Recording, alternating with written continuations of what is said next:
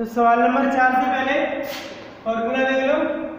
दो समांतर रेखाओं, एक ये दे रखी है और एक ये दे रखी है, के बीच की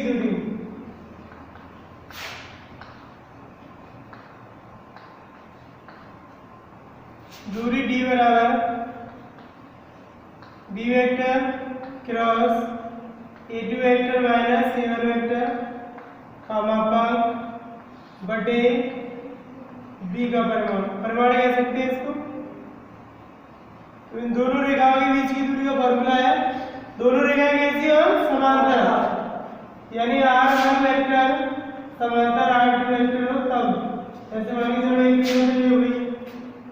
अब दूसरी रेखा ये r1 वेक्टर r कह सकते हैं r2 वेक्टर, तो इनकी जो बीच की दूरी होगी d वो इस फॉर्मूले से निकाली है। दो समांतर रेखाओं, ठीक है, दो समांतर रेखाओं, दो रेखा होगी r वेक्टर बराबर ये और r2 वेक्टर बराबर ये, और इसमें a1 a2 अलग है, और जो b वेक्टर है वो कैसा है समान, दिक्कत बात कैसे होंगे दोनों समांतर रेखाओं। तो दूरी निकालने का सूत्र d बराबर b वेक्टर क्रॉस यानी सदिश गुणा a2 vector minus a1 vector बटे b का परिमाण और इसके ऊपर वाले का भी परिमाण। तो फॉर्मूला उतार लो पहले इसको, इस सवाल का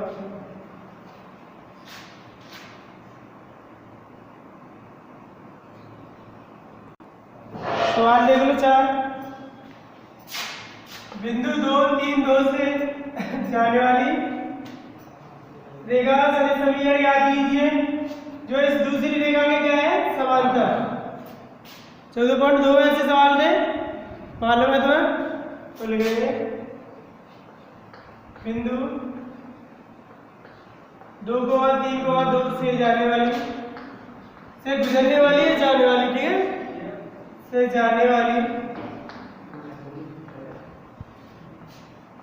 तथा रेखा r वेक्टर बराबर -2i plus 3j plus mu -2i minus 3j plus 6k के समांतर रेखा का समीकरण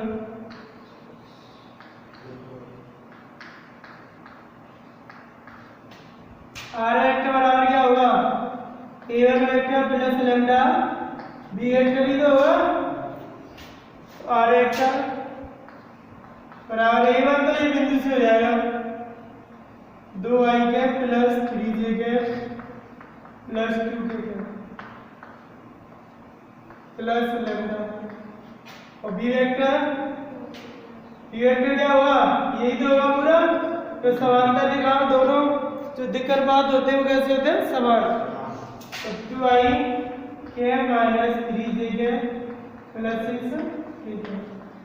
नंबर 1 हो गया, पहली रेखा हो गई तथा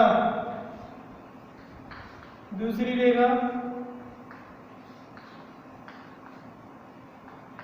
r वेक्टर बराबर ये वाली डाल -2i cap plus 3j cap plus mu 2i minus 3j cap plus 6k cap से।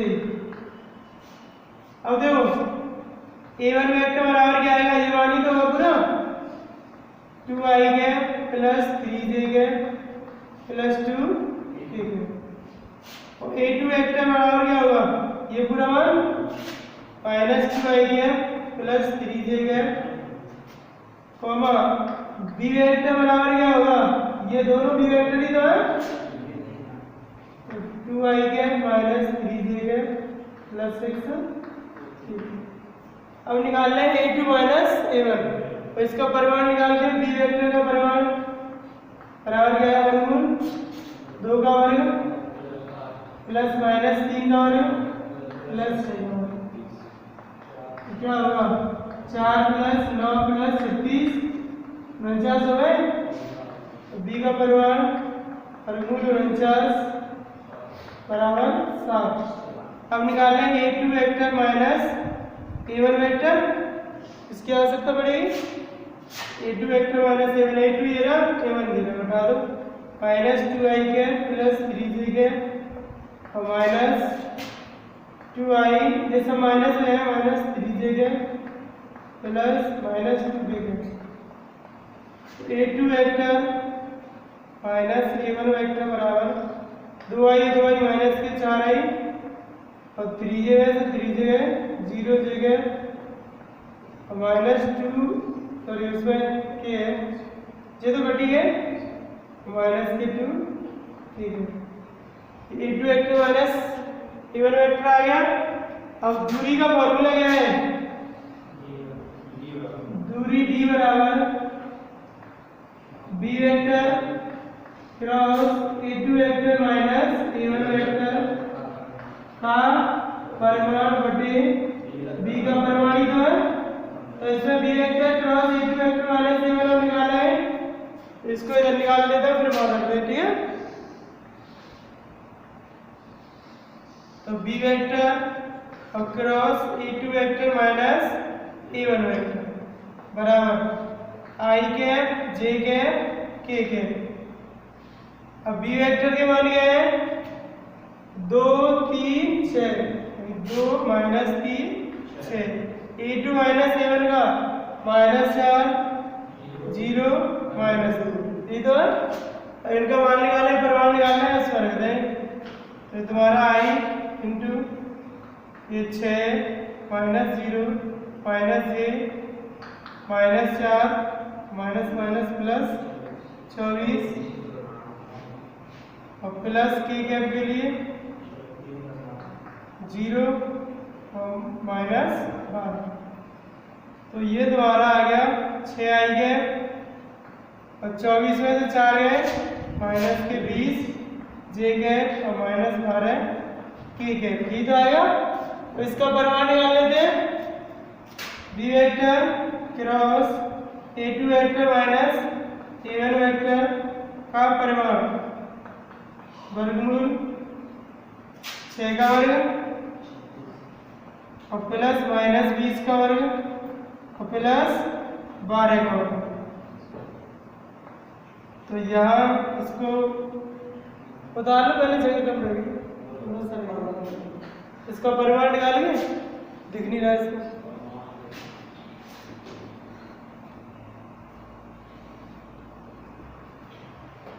अब देखो यहाँ से आगे परिमाण b vector cross A2 vector minus A1 vector परिमाण बराबर 6 का वर्ग 36 प्लस 20 का वर्ग 400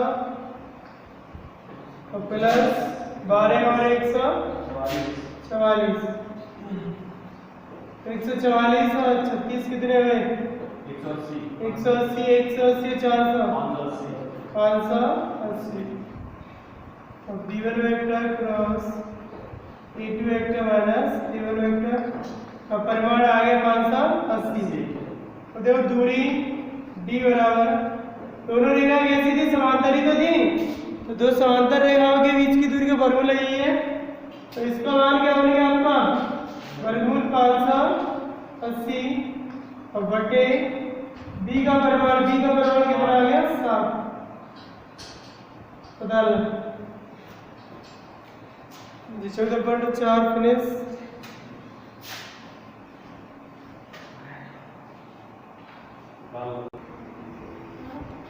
देख लो बढ़िया सवाल है ऐसा पूछा जा सकता है।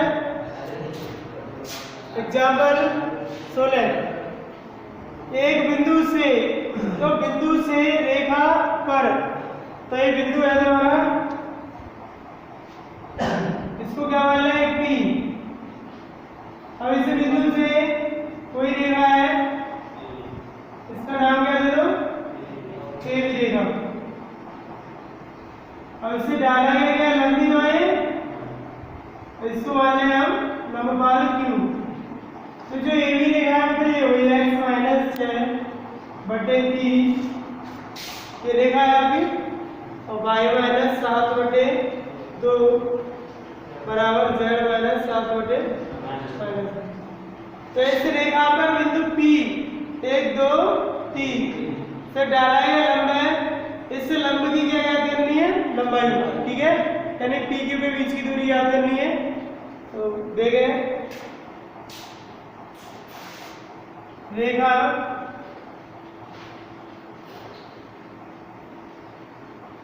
AB के किसी बिंदु या कुछ लिख सकते हैं लंब पर Q के निर्देशांक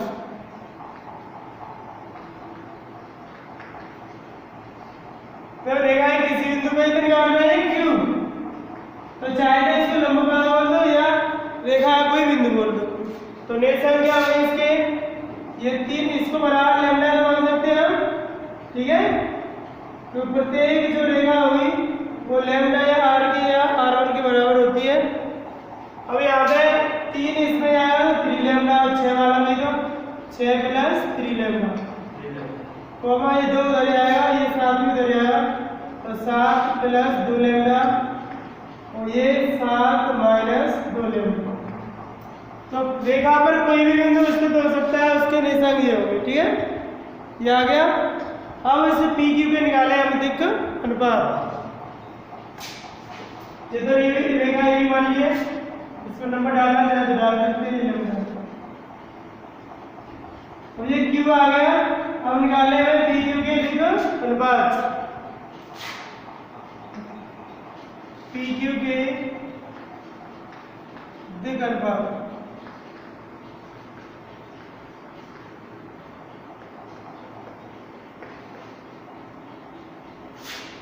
दिक्कत बाद A1 बराबर क्या होगा? x2 minus x1 A1, x2 ये हो जाएगा और x1 1, तो 6 minus plus 3 lambda minus 1। A1 बराबर क्या आ गया? 6 में से क्या 5 प्लस 3 लैम्डा, कोमा B1 बराबर y2 माइनस y1, तो B1 बराबर y2 या 7 प्लस 2 लैम्डा माइनस y1 कितना हो जाएगा? 2,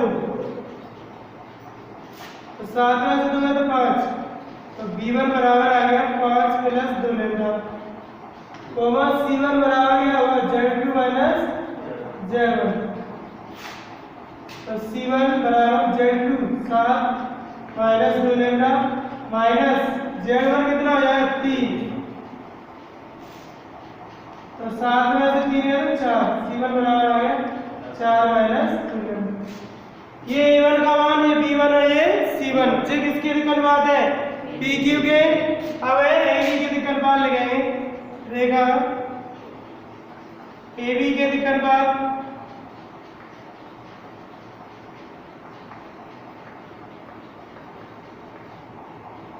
A2 बराबर 3, B2 बराबर 2 और C2 बराबर माइनस कुछ दे रहा है C2 और A2 B2 C2।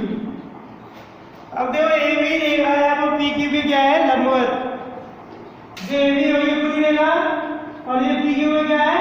लंबवत। जब दो रेखा लंबवत हो तो उनके दिक्क अनुपातों का गुणनफल का योग क्या होता है? 0।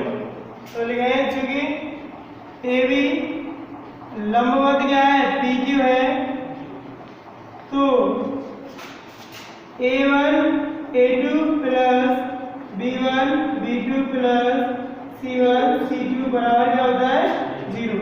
दो रेखाएं लंबवत होती हैं तो उनके दिक्क अनुपातों का गुणनफल का योग क्या होता है? 0। A1 का मान ये रहा 5 प्लस 3 लैम्डा और A2 का मान है आपका 3 प्लस B1 का मान 5 प्लस 2 लैम्डा और B2 का मान है 2 प्लस C1 का मान 4 माइनस 2 लैम्डा और C2 का मान है माइनस 2 बराबर का 0। इसको हल करते हैं, 3 का बड़ा 5 है, 5 15 plus 3 2 9 lambda plus 10 2 5 10 plus 2 2 4 lambda plus ये माइनस हो जाएगा 2 चौके 8 माइनस माइनस 2 2 4 लैम्डा बराबर का 0। आगे दो लैम्डा जोड़ लो, 4 लैम्डा कितने हुए 8 लैम्डा और ये 9 लैम्डा कितने हैं 17 लैम्डा। अब अंकों को जोड़ लो ये 15 और 10 8 आ गई और ये 8 2 सौ 8। अब ये देखो 15 और 10 कितने हुए 25 और 25 में से 8 घटा देंगे तो प्लस के 17 बराबर 0 तो 17 लैम्डा बराबर माइनस के 17 और लैम्डा बराबर माइनस 17 बटे 17 तो लैम्डा मान कितना आ गया माइनस का 1। अब लैम्डा का मान बिंदु किस में रख देंगे क्यू में तो उतारे जाता पहले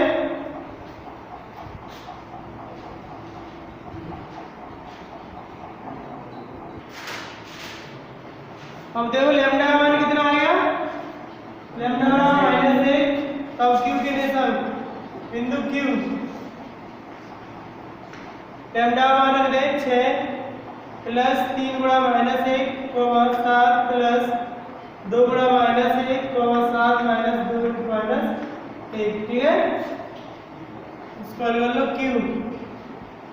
अब ये क्या आया 6 ये माइनस कितनी 3 गुणा माइनस 6 से तो ये कितना 6 में से 3 में तो 3 तो इस 7 में से ये माइनस 2 जाएंगे तो 5 7 ये माइनस प्लस 2 कितने हो जाएंगे 9 बिंदु क्यू आ गया 3 5 9 3 5 9 और पी क्यू के बीच की दूरी निकालनी है तो क्या कर रहा है लंब की लंबाई डालेंगे लंब की लंबाई पी क्यू है तो लिखेंगे डाले गए लंब पी क्यू की लंबाई या बीच की दूरी कह सकते हैं वर्गमूल x2 माइनस x1 का whole square plus y2 minus y1 का whole square plus z2 minus z1 का होल स्क्वायर तो रख दो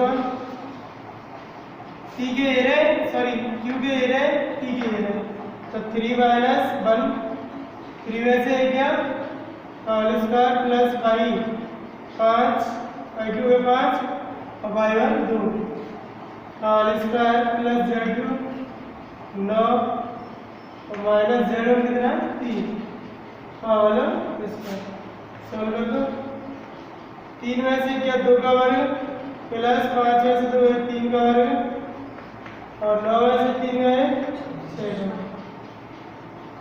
तो तुम्हारा 2 का वर्ग 4 3 का वर्ग 9 और 6 का वर्ग 36 जोड़ेंगे तो 49 का वर्गमूल कितना होगा 7 तो डालेंगे लंब पी क्यू की लंबाई कितनी हो गई 7 बता लो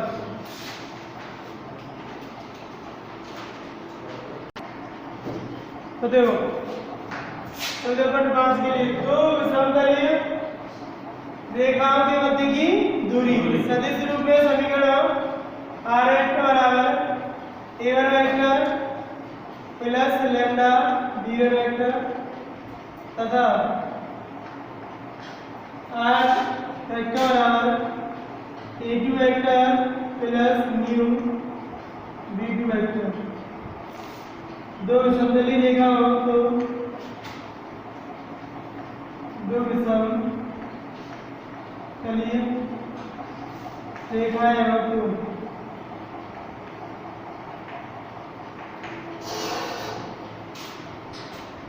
इनके मध्य की दूरी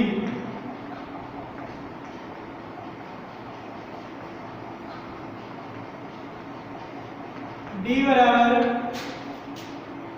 a2 vector minus a1 vector dot b1 vector cross b2 vector बटे b1 vector cross b2 vector का परिमाण तो a2 मेरा a2 minus a1 dot b1 और b2 का क्रॉस बटे क्रॉस का परिमाण ठीक है। इसमें तो कंडीशन है पहली जब दोनों रेखाएं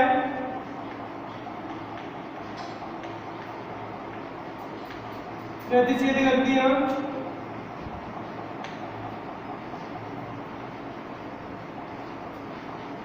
तो दूरी d बराबर का होगी 0 ही तो हो जाएगी।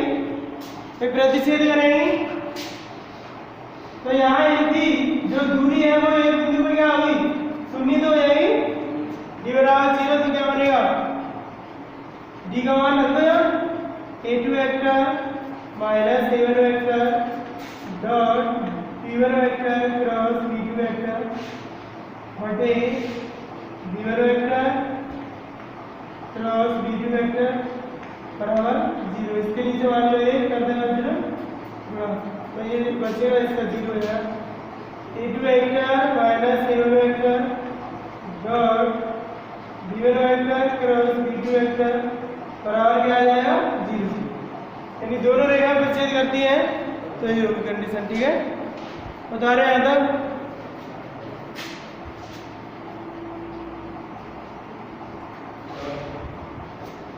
इस फॉर्मूले के रूप में ये क्या बनेगा, a2 vector minus a1 vector और b1 वेक्टर और b2 वेक्टर बराबर क्या हो जाएगा 0। ठीक है, यानी कि ये सदिश त्रिक गुणन था उसके रूप में बना सकते हैं इसको। और दूरी का एक चीज ध्यान रखना है, धनात्मक आएगी कोई भी हमेशा, नेगेटिव नहीं आएगी। यानी अगर माइनस की आती तो इसका मापांक ले लें, प्लस की आए तो कोई दिक्कत ही नहीं।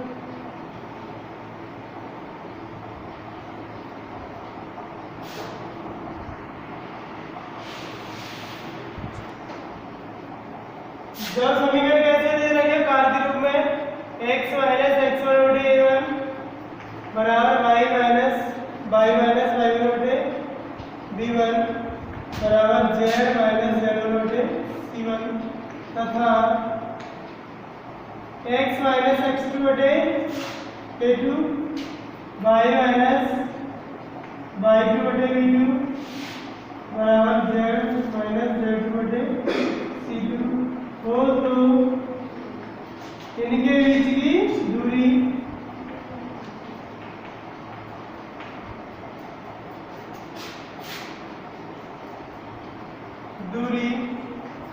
d बराबर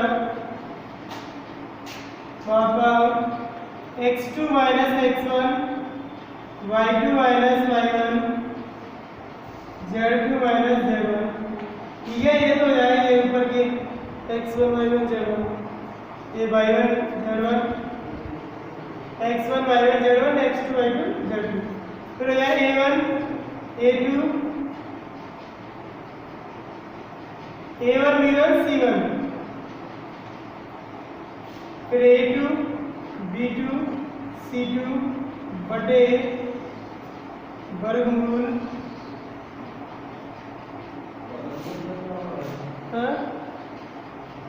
इनका पंचगुणा बनाएंगे, पहले इसको छोड़ देंगे, पहले इनका कर लो b1 c2 minus b2 c1 का होल स्क्वायर प्लस, अब इसको छोड़ दो c1 इसको छुपा लो b1 c2 minus b2 c1। हाँ बिल्कुल, प्रसार करना साढ़े का, इसको छुपा लेंगे तो जिनको पहले ले लेंगे a2 c1 minus a1 c2, हाँ प्लस करना प्लस, इसको छुपा लो a1 b2 minus a2 b1। हाँ इसका और पूरे का मापांक, यानी कि जब माइनस की आया तो प्लस ही करनी है ये भी, तो ये बीच की दूरी का फॉर्मूला है। और जहाँ पे भी जब दोनों रेखाएं ऐसी हैं प्रतिच्छेदी तो ये बटे वाला तो क्या हो जाता है 0, क्योंकि दोनों रेखाएं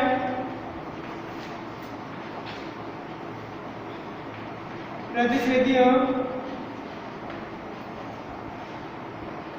तो d बराबर 0 या ये ऊपर वाला मान बचेगा x2 minus x1 y2 minus y1 z2 minus z1 a1 b1 c1 a2 b2 c2 बराबर का 0। तो डाल लो ये 14.5 के फॉर्मूले में, और एक वो बता ही दिया 14.4 के लास्ट में 2 समांतर रेखाओं के बीच की दूरी, तो वो फॉर्मूला भी याद कर लेना।